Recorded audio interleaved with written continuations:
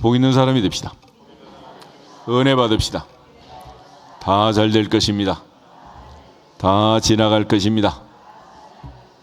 할렐루야. 오늘은 누가복음 18장 말씀을 읽었습니다. 두 가지 교훈이 나와 있는데, 하나는 어린아이가 죽게 오는 것을 금하지 말라 말씀하셨고, 하나는 예수님께서 부자 청년을 만난 이야기, 큰 부자를 만난 이야기를 기록해 주고 있습니다.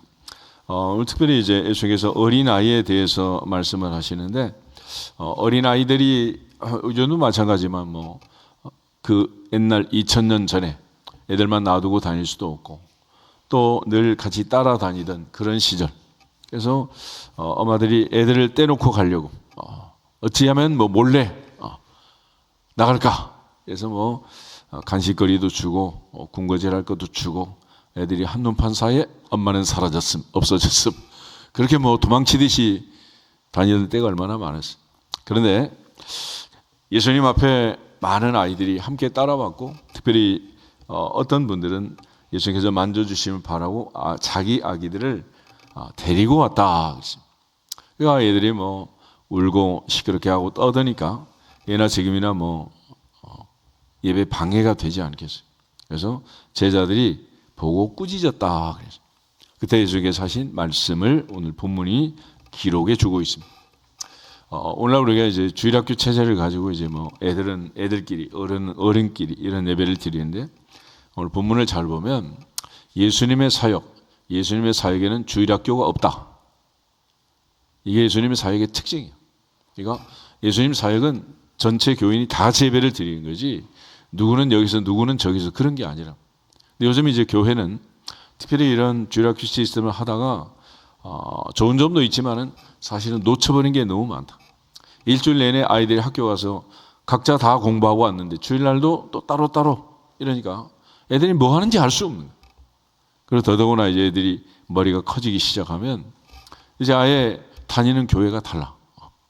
미국도 갔더니 이제 완전히 이제 청년이 다니는 교회는 청년반, 장년이 다니는 장년반 이래가지고 청년이 다니는 교회 아예 독립을 시켰더라고. 그래가지고 이제 그 교회는 예산도 따로, 모든 걸 따로, 아예 그래가지고 다른 교회를 다니는 거예요. 이름은 같은 교회를 다니는데 아버지와 아들이, 엄마와 딸이 전혀 다른 교회를 다녀요. 그래서 거기서 설교하는 목사님도 다르고 다 달라. 그러니 애들하고 엄마 아빠가 통하겠어요, 안 통하겠어요? 이제는 영적으로도 안 통하는 거예요. 이런 교회가 되고 마는 거예요. 그래서 지금 이제 한국 교회가 이렇게 하다 보니까 특별히 이제 청년부는 어느 교회나 다 딴 나라 교회가 되고 딴 나라 청년부가 된 거예요. 청년이 없는 교회, 청년이 사라진 교회. 언제부터냐? 어린 애들을 지금 하나씩 따로따로, 여기서부터 이렇게 돼요. 그러니까 어려서부터 아기 때부터 이게 데리고 나와야 이게 되는 건데, 좀 나오다가 이제 성장할 만하면 학원 가라, 어디 가라 이래가지고 전부 다 엄마 혼자 예배하고 엄마 혼자 기도하고, 애들은 다 사라지고 없어진 교회. 이게 이제 오늘날 우리의 현실이 된 거예요. 이제 어찌하면 좋겠어? 다 30, 40, 50 성장한 애들이 이제 교회 와라 그러면 오겠냔 말이에요. 이게 지금 우리의 현실이에요, 현실이. 그래서 어려서부터 이게 애들이 같이 나와서 예배를 드려야 되는데 지금 아주 심각한 상황이 됐습니다. 거기다가 결혼하면 더더구나 이제 멀리 가고, 애들은 또 전부 다 사라지고, 이런 심각한 일이 벌어지고 있는 것이 우리의 현실이고, 나라 전체가 지금 이러고 있잖아요. 그러니 이게 참 안타까운 일이 된 것입니다. 교회가 이제 살려면 결과적으로 할머니 할아버지가 손자 손녀와 더불어서, 아버지 어머니가 아들 딸과 더불어서 같이 더불어 사는 세상이 돼야 되는데 이게 안 됩니다. 유대인들이 머리가 좋고 또 세계를 지배하는 정치인들, 경제인들, 부자들 많이 나오는 이유는 유대인의 삶 속에서 그 어떤 가정도 공통적으로 하고 있는 우리와 전혀 다른 한 가지가 있는데, 그들은 저녁 식사를 할머니, 할아버지, 아버지, 어머니, 아들, 딸, 손자, 손녀 다 같이 먹어요. 그 시간에 뭐 하겠어요? 대화를 하는 거예요. 대화를. 우린 대화 있어요, 없어요? 아들하고 언제 같이 밥 먹었어? 아들하고 얘기하면서 밥 먹은 거 있어. 기껏 한다는 게 뭐 공부 열심히 해라, 학원 가라, 뭐 그거 말고 뭐 이게 대화 부재고 이게 안 되는 거예요. 그러니까 할머니, 할아버지, 아버지, 어머니 머릿속에 무슨 생각이 있는지, 아들, 딸, 손자, 손녀 머릿속에 무슨 생각이 있는지 아무도 알 수 없단 말이에요. 그러니까 이게 괴물 같은 애들이 커가지고 도대체 무슨 생각을 하는지. 그러니까 이게 뭐 시집을 가고 장가를 가서 살아도 이 도대체 무슨 생각으로 사는지 뭐 알 수가 없어. 그게 이제 한두 집 얘기가 아니고 모든 사람들이 거의 비슷하게 살고 있는 거예요. 그러니까 뭐 아들, 딸하고 뭐 그나마 뭐 한 집에 살면 그래도 다행이지. 요즘은 다 뭐 따로따로. 옛날엔 각방 쓴다. 요즘 각방이야. 각집. 다 나가가지고 뭐 독립해가지고 이러고 살고 있으니 이게 지금 뭐 소통이 되겠어요? 뭐가 되겠어요? 하나님 앞에서 2000년 전에 주님이 말씀하신 이 모습을 잘 보면서 모두가 다 다시 한번 반성하고 하나님 앞에서 하나가 되는 은혜가 모든 가정에, 모든 자녀들에게, 모든 부모에게 임하기를 주 이름으로 축복합니다. 특별히 주님은 어린아이들이 오는 것을 꾸짖는 제자들을 보고 어린아이들이 내게 오는 것을 용납하고 금하지 말라. 하나님의 나라가 이런 자의 것이다 말씀하셨습니다. 그리고 누구든지 하나님의 나라를 어린아이와 같이 받아들이지 않는 자는 결코 결단코 거기 들어가지 못하리라.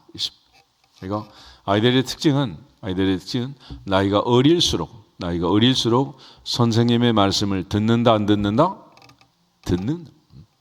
대학생보다는 고등학생, 중학생, 초등학생은 유치원. 어린 아이들일수록 부모님, 선생님이 하는 말씀을 잘 받아들인다. 애들이 조금만 크면 클수록, 머리가 커지면 커질수록 이제 안 받아들이는. 여기 이제 심각한 문제가 있는 거죠. 그래서 우리가 하나님 말씀을 들을 때 항상 어린아이처럼 받아들이는 은혜가 있기를 축복합니다. 유괴를 당할 망정 믿는 거예요. 속을 망정 믿는 거죠. 이 어린아이 특징 아니겠어요? 그래서 어린아이라는 것은 어리다, 어리석다라는 말에서 나오는. 그러니까 내가 판단하지 않고 분별하지 않고 따지지 않고 받아들이는, 너에게 무슨 말씀을 하시든지 그대로 하라. 이 어린아이 성품이라. 그런데 우리는 모든 말을 받아들이지 않고 모든 말을 분석하고 모든 말을 따지고 모든 말을 광야 세대처럼 그렇게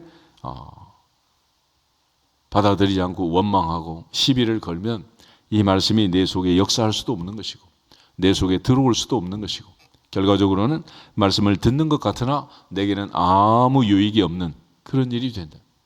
그래서 특별히 오늘날 우리 모두가 하나님 앞에서 어린아이와 같이 받아들이는 그런 은혜가 있기를 주 이름으로 축복합니다. 주님은 이 어린아이들을 보면서 그러니까 어린아이들은 떠들고 뭐 안 듣는 것 같지만 사실은 다 들어요.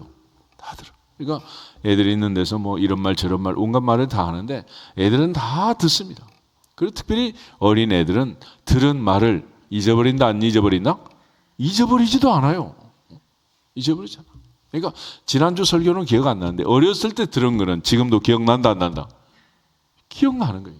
이게 어린아이가 이게. 그래서 아이들의 영혼을, 아이들의 생명을 살리려면 할머니, 할아버지, 아버지, 어머니가 항상 하나님 나라의 일꾼이 되고 하나님 나라의 말씀을 전하고 하나님 나라의 소식을 전하고 하나님 나라의 주인이 되어서 같이 들어가고 같이 손잡고 가야 이게 나도 살고 너도 살고 아브라함, 이삭, 야곱처럼 대대로 사는 거예요. 우리가 아브라함, 이삭, 야곱을 봐도 아브라함이 100살에 이삭을 낳습니다. 이삭이 환갑에 두 쌍둥이를 낳았어요. 아브라함 175세에 세상을 떠났습니다. 그럼 아브라함하고 야곱과 에서가 산 기간은 불과 15년이야. 할아버지 나이 160에 태어나가지고 175세에 세상을 떠났잖아. 그러니까 15년 살면서 이 야곱이 베델에서 도망갈 때 기도한 내용을 보면 나의 아버지, 나의 조부, 아브라함의 하나님, 이삭의 하나님 여호와여, 나 좀 살려주세요. 그리고 내가 가는 이 길에서 먹을 양식과 입을 옷을 주시고 나와 함께 하셔서 나를 지키시고 내 아버지 집으로 돌아오게 하시고 나를 보호하시면 하나님은 나의 하나님이 될 것이고 내가 세운 이 돌은 하나님의 성전이 될 것이고 하나님이 내게 주신 것 중에서 반드시 10분의 1을 드리겠습니다. 그런 다짐을 한. 그 위기 속에서 야곱이 그런 기도를 한 이유가 뭐겠어요? 할아버지가 한 거 보지 않았겠어요? 그래서. 그러니까 우리 모두가 다 어린아이처럼 가랑비에 이슬이 젖는다고 할머니, 할아버지, 아버지, 어머니 하는 걸 다 보고 자라. 보고. 그래서 이거 뭐 안 본 일을 할 수 있느냐? 할 수 없어요. 또 어렸을 때 일어나면 뭐 아버지, 어머니 없어. 어디 간 거요? 새벽기도 갔지 뭐 어디 간 거요? 그 어떨 때는 막 조용 옷을 입고 나가지만 또 이제 깨잖아. 그럼 막 따라가고 막 그랬던 기억들이 지금도 뭐 벌써 그 옛날 60년이 지나도 70년이 지나도 잊어버리지 않는 거예요. 그러니까 하나님 앞에서 우리 모두가 다 어린아이 시절 이게 얼마나 중요한지. 그래서 보통 이제 상담을 하는 사람들도 문제가 있을 때 체크를 해요. 최근 한 달 동안 무슨 일이 있었느냐. 그 다음에 시집 가서 뭐 시집살이 얼마나 했느냐, 중고등학교 다닐 때 뭐 학폭을 당했냐, 이런 건 묻지도 따지지도 않아요. 어린 시절, 아주 어렸을 때 무슨 일이 있었느냐, 그걸 따집니다. 그래서 그 어린 시절의 기억이, 어린 시절의 경험이 오늘 나를 지배하고 있는 거예요. 그러니까 편견과 선입견이란 언제 들어오냐? 어린아이 시절에 다 들어오는 거예요.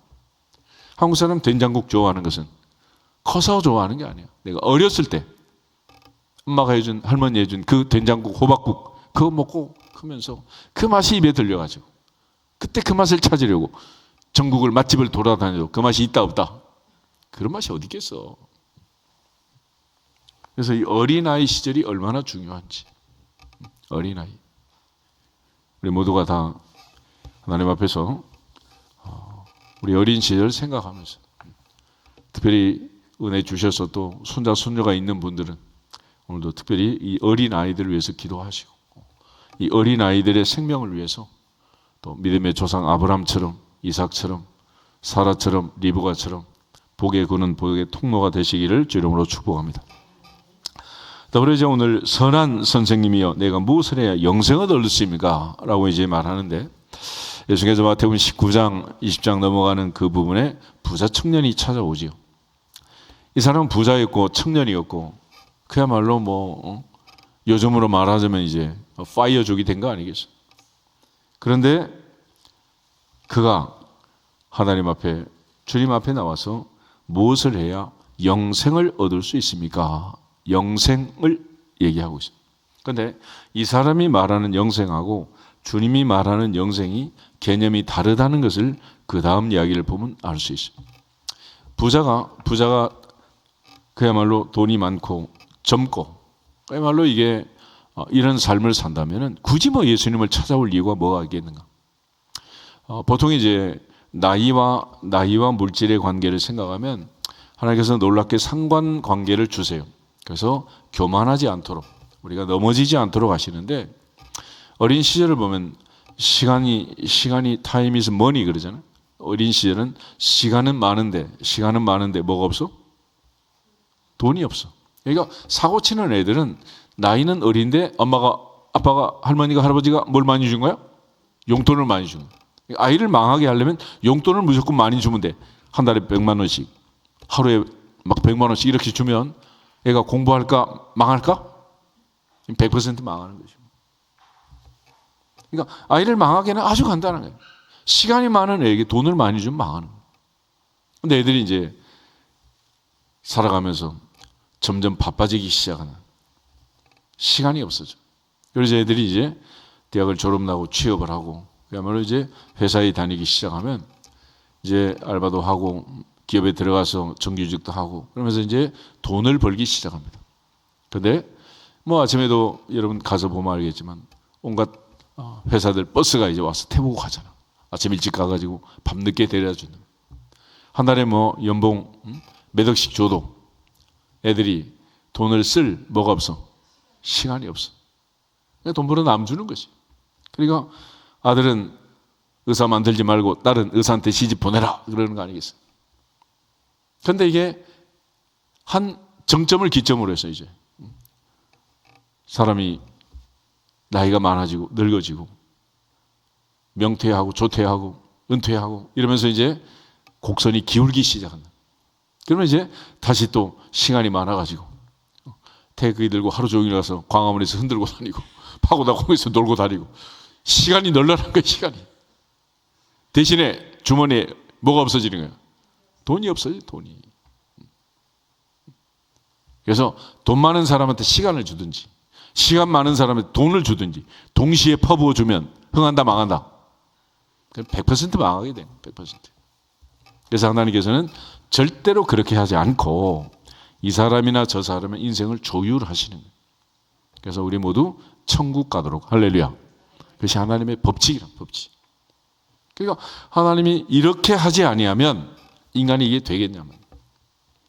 그런데 이 부자 청년이 원하는 건 뭐겠어요? 그럼 이 젊은 나이에 이 부귀영화를 계속 누리며 사는 그 영생을 바라는 거 아니겠어요? 그래서 주님께서는 이 사람의 마음을 들여다보시고 십계명을 얘기하는 십계명. 그랬더니 또 놀랍게 이것은 내가 어려서부터 다 지켰습니다. 그래. 그래서 주님께서 그에게 한 가지 부족한 것이 있다. 그리고 이 부자 청년의 마음을 꿰뚫어 보시고 내게 있는 것을 다 팔아서 가난한 자에게 나눠주고 그리고 나를 따르라. 그러면 하늘에서 내가 보가 있으리라. 그 후에 와서 나를 따르라. 그러니까 이 사람이 23절에 큰 부자이므로 이 말씀을 듣고 할렐루야 아멘 한 게 아니라 근심하며 떠나갔다. 그러니까 이 사람이 주님 찾아와서 영생을 원하는 것은 뭐냐? 어떻게 하면 이 부를 계속해서 축적하고 나이 많아 늙어서까지 재테크를 해가지고 부귀영화를 누리고 이런 방법을 주님께 물어봤더니 반대로 지금 당장 있는 것 다 내놓고 날 따라와라 이러니 근심하며 떠나가는 거죠. 그래서 예수께서 그 사람을 보면서 재물이 있는 자는 하나님 나라 들어가기가 얼마나 어려운지 낙타가 바늘기로 들어가는 것이 차라리 부자가 하나님 나라에 들어가는 것보다 쉽다 이렇게 말씀을 하고 있잖아요. 얘기는 부자는 천국 못 간다 그런 얘기가 아니고 아브라함, 이삭, 야곱 다 부자잖아요. 예수님의 무덤을 썼던 아리메데 사람 요셉은 부자였다. 그의 이름 앞에 부자라는 말이 부자. 그러니까 그때 당시 미리 돌로 판 새 무덤을 가지고 있을 정도로 그는 부자였다. 부자. 그러니까 부자들은 사는 방법이 우리와 다르잖아요. 부자는. 그러니까 가지고 있는 재산도 다르고 모든 게 다 달라. 그러니까 우리처럼 그냥 아등바등 서로 앞집 옆집 비교하면서 옆자리 앞자리 이렇게 사는 게 아니에요. 부자는 혼자 섬 하나를 사가지고 나라 하나를 사가지고 그렇게 살지 우리처럼 막 옆집 앞집 싸워가면서 분리수거 했니 안 했니 이래가면서 이렇게 사는 게 아니에요. 이렇게 살지도 않아요. 우리처럼 뭐 이코노미나 비즈니스 이렇게 다투고 사는 사람은 부자가 아니에요. 부자는 자가용 비행기로 그냥 미국도 왔다 갔다 하는 거지. 돈 좀 있다고 부자인 척 하면 안 되는 거지. 문제는 이 부자의 모습을 보면서 주님이 그동안 하셨던 말씀, 하나님과 재물은 겸하여 섬길 수 있다 없다. 이 사람은 지금 하나님 자리에 재물이 있는 것이고 재물이 그의 인생에 지금 가장 중요한 중심에 지금 자리 잡고 있다. 그래서 도저히 재물과 주님을, 재물과 하나님을 바꿀 수 있다 없다. 바꿀 수가 없는 거예요. 떠나가는. 그러니까 돈이 많다 적다 이런 문제가 아니고 내 삶의 우선순위가 어디에 있느냐. 먼저 그의 나라와 그의 의를 구하라. 그러면 이 모든 것을 너에게 더하시리라 하신 말씀처럼 우리의 마인드 생각 자체가 하나님이 중심이고 이 모든 재물은 하나님의 것이고 우린 청직이고 하나님 맡기신 것이고 잠깐 관리하다가 하나님께 가는 것이다. 할렐루야. 이 기본적인 생각이 있어야 되는데 그러지 않고 이게 하나님 자리에 있어가지고 내 삶을 망가뜨리고 내 삶을 힘들게 한다면 이건 안 되는 거죠.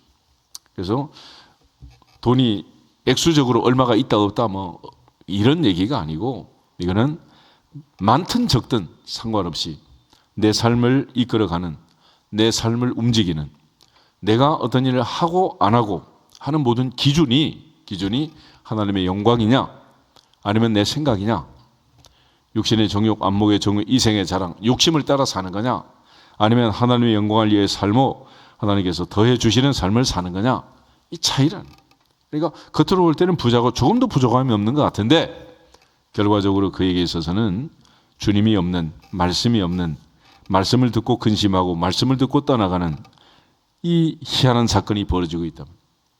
그런데 주님은 늘 말씀하시기를 믿음은 어디에서 나온다? 들음에서 나오고 들음은 그리도 말씀으로 말미암는데 여기 잘 보세요. 이 큰 부자가 23절 심히 근심하게 됐다. 심히 큰 근심은 어디에서 나왔다? 들음에서 나왔다. 들음에서. 그러니까 같은 자리에 같은 말씀을 듣는데 어떤 사람은 듣고 믿음이 성장하고 자라고 어떤 사람은 듣고 낙심하고 근심하고 어떤 사람은 듣고 할렐루야 아멘하고 어떤 사람은 듣고 시험에 들고 상처받고 이 희한한 일이 벌어지는 거예요. 그래서 예수님께서 마태복음 7장 마지막 산상수훈의 결론은 누구든지 나의 말을 듣고는 듣고 그 다음에 행하는 자 행하지 않는 자 믿는 자 믿지 않는 자 하늘과 땅처럼 다른 모래에 집을 지은 자 반석 위에 집을 지은 자 지혜로운 자 어리석은 자 갈림길이 어디냐 들은 그 다음 그 말씀을 진심으로 받아들이느냐 받아들이지 않느냐에 따라서 기쁨으로 받느냐 근심으로 받느냐에 따라서 이 말씀을 듣고 믿느냐 믿지 않느냐에 따라서 반석 위에 집을 지은 지혜로운 사람도 되고 모래 위에 집을 지은 어리석은 사람도 된다. 그런 차원에서 이 부자가 하나님의 나라에 들어가는 영생을 진심으로 원했으면 좋겠지만은 이 부자가 원하는 영생은 그런 영생이 아니었음을 알고 있습니다.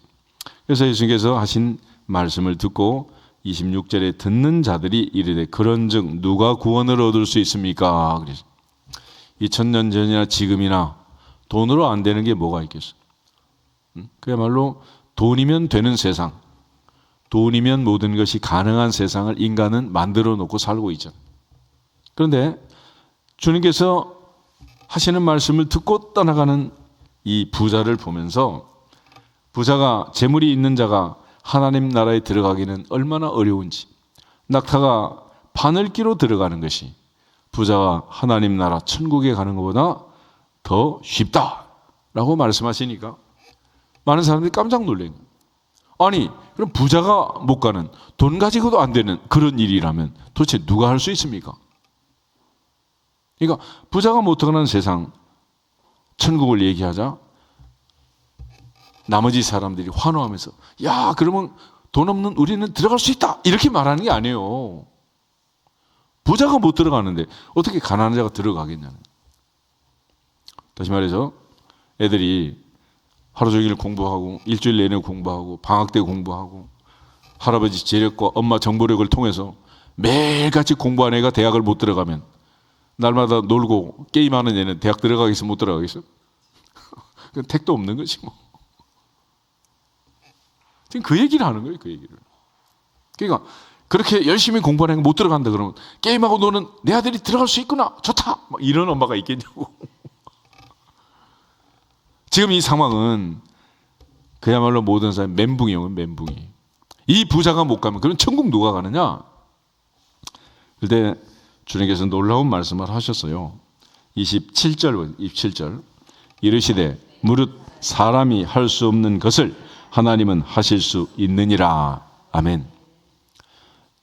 바늘길을 낙타보다 크게 만들든지 낙타를 찢어가지고 머리카락처럼 가늘게 해서 통과시키든지 사람은 못하겠지만 하나님은 다 하실 수 있느니라.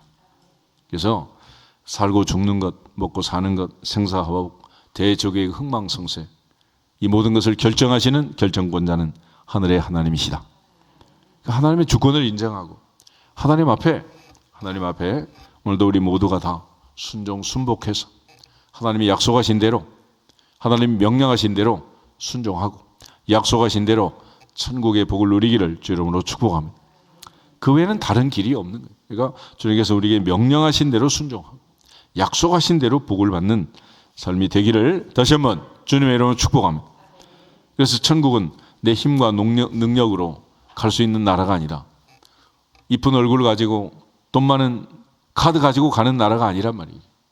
그래서 어제 얘기했지만은 하나님 앞에서는 미인계도 안 통하고 돈도 안 통하고 오직 내가 이세 아들 다윗을 만나니 내 마음에 맞는 자라 내 뜻을 다 이루게 하리라.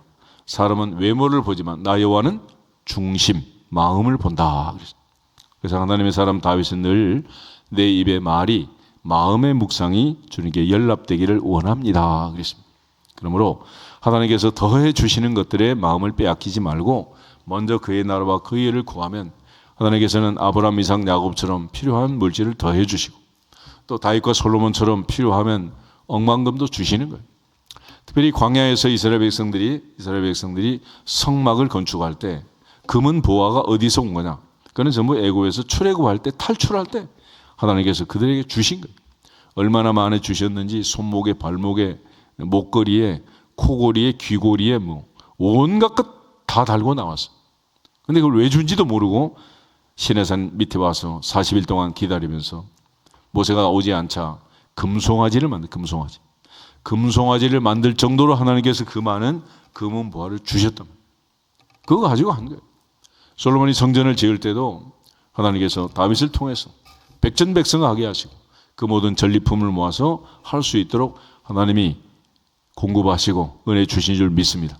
그래서 다윗이 하는 말이 여호와께서 우리에게 주신 것을 다시 주님께 드렸을 뿐입니다. 그런 고백을 하잖아요. 얼마나 놀라운 일이에요. 그리고 수르바벨의 성전을 건축할 때도 바벨론 포로 70년의 포로 생활하고 돌아왔는데 얼마나 있겠어요. 근데 놀랍게 하나님께서 다리오 왕을 통해서 바사왕 고리스의 조소 원본을 발견하게 하시고 성전 건축을 방해하는 서쪽 사람들의 세금을 건축 현장으로 보내가지고 속히 성전을 완공하고 왕과 왕자들 위하여 기도하게 해라.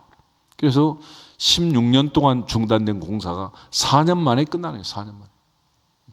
그래서 하나님이 필요하시면 물질은 하나님이 공급하는 거지 우리가 하는 거 아니에요. 우리가 할 수 있는 것도 아니에요. 하게 하면 하고 못하게 하면 못하는 거지. 그러므로 범사에 하나님이 내게 주시는 복을 누리고 또 자녀들 대대로 물질의 부족함이 없이 하나님 잘 섬길 수 있도록 하나님의 자리, 하나님의 하나님 되심을 인정하고 오직 하나님께만 영광을 돌리기를 축복합니다. 그 자리에 사람이 가도 안 되고 그 자리에 재물이 가도 안 되고 그 어떤 것이 가도 안 되는 자리가 하나님의 자리예요. 하나님의 자리. 그런데 우리는 그 하나님의 자리에 내가 가 있는 사사시대처럼 그때 이스라엘에 왕이 없으므로 모든 사람이 자기 소견에 오른 대로 행하였더라 그러잖아요. 하나님 앞에서 모두가 다 마음을 모아서 영광을 돌릴 수 있기를 주 이름으로 축복합니다.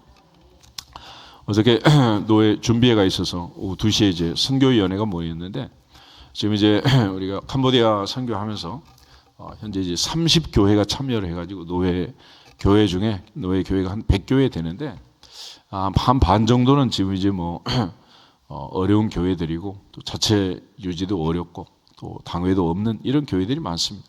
그리고 이제 한 30여 교회가 이제 매달 헌금을 해서 340만 원씩 이제 우리가 보내고 또 이제 지금 관리를 하고 있는데 지난번에 얘기했던 것처럼 많은 교회들이 이제 캄보디아 방문도 하고 또 단기 선교도 가고 그렇게 해서 이제 십시일반으로 또 수고하고 또 내 장로님 중 한 분이 이제 또 전체적으로 이제 회계를 맡아가지고 또 수고하고 이렇게 지금 하고 있어요. 그래서 우리가 이제 캄보디아 차량 지금 이제 10여 년 전에 이제 10년 된 중고차를 사주고 왔는데 이게 차가 요즘 비가 오면 비가 새고 가다 서고 막 지금 이 엉망이래. 그래서 여름에 가서 교체해 줘야 되겠다 생각을 했는데 지금 당장 뭐 교체를 하라고 지금 그러는 것 같아요. 그래서 지금 이제 십시일반으로 지금 벌써 지난번에 얘기를 했더니 헌금하신 분들이 있어가지고 우리가 자체적으로 지금 이제 1,000만 원 하신 분들 뭐 300만 원, 뭐 50만 원 뭐 이렇게 해가지고 2,350만 원이 모여 있고 어제 노회 가서 이제 제가 그랬어요. 노회에서 한 1,000만 원은 해라. 그래서 지금 이제 3,350만 원이 모여 있는데 캄보디아에 요즘 이제 한국차가 들어가서 이제 신차를 공급하는 것 같아요. 이게 벌써 이제 달러가 올라가지고 달러 1달러당 한 1,500원 계산, 1,500원. 그래가지고 지금 이제 우리 돈으로 뭐 한 5천만 원 전후해가지고 이제 들어야 차를 살 것 같더라고. 그래서 이제 저기 이제 견적사하고 지금 보내라 그래서 이제 봤더니 지금 현재 지금 상황이 그렇습니다. 그래서 현재 우리가 한 1,500 정도 이제 더 헌금을 모아지면 이제 보내가지고 이제 사게 할 생각입니다. 그래서 알게 모르게 하여튼 수고하신 분들 감사드리고 공개했으니까 오늘부터 해가지고 1,500만 원 차량 헌금을 해서 교통장으로 보내시면 모여지면 제가 바로 보내겠습니다. 그래서 이번에 갔다 오신 그 목사님도 그러더라고. 비가 오면 비가 샌대 비가. 차를 타고 나면 비가 오면 비가 샌다는 거야. 이 말이 되겠어요? 여러분 비 새는 차 언제 탔어요? 아무리 캄보디아지만은 하여튼 감동을 주시는 대로 십시일반 하나님께 드리면 복이 될 줄로 믿습니다.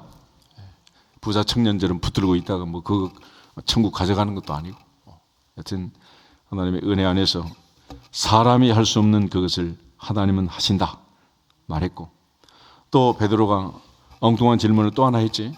그게 뭐냐 28절 우리가 우리의 것을 다 버리고 주님을 따랐습니다.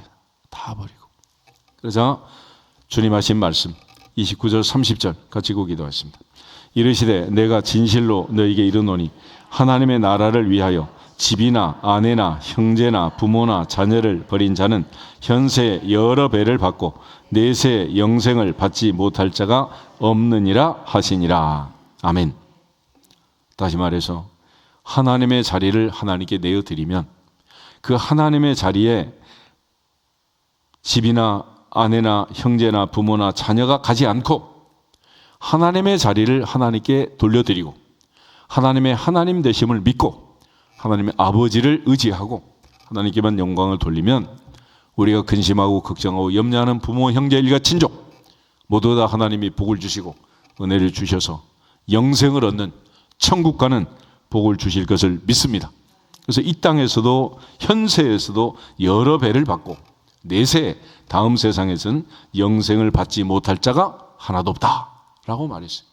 하나님이 약속하신 주님이 약속하신 이 말씀을 보면서 하나님의 자리에 반드시 하나님만 모시고 우리가 순종하면 먼저 그의 나라와 그의 의를 구하면 이 모든 것을 너희에게 더하시리라. 그래서 다윗이 고백한 그 고백 중에 가장 멋진 고백은 내 평생 의인의 자식이 걸시감을 봤다 보지 못했다? 보지 못했다 그러잖아요. 걱정, 근심, 염려하는 그 대신에 우리가 하나님을 섬기면 내가 세상을 떠난 후에라도 내 아들, 내 딸, 내 손자, 손녀 대대로 하나님이 책임져 주실 줄로 믿습니다. 이 땅에서뿐만 아니라 영생을 얻도록 확실하게 한 사람도 영생받지 못할 자는 없다라고 말할 정도로 주님께서 약속하셨으니 하나님 앞에서 우리 모두가 다 어린아이처럼 말씀을 들을 때 순전하게 믿고 믿어지는 은혜가 있기를 주 이름으로 축복합니다. 다 같이 주 예수 그리스도의 이름으로 순종할지어다 선포하고 기도하겠습니다. 주 예수 그리스도의 이름으로 순종할지어다, 순종할지어다, 순종할지어다.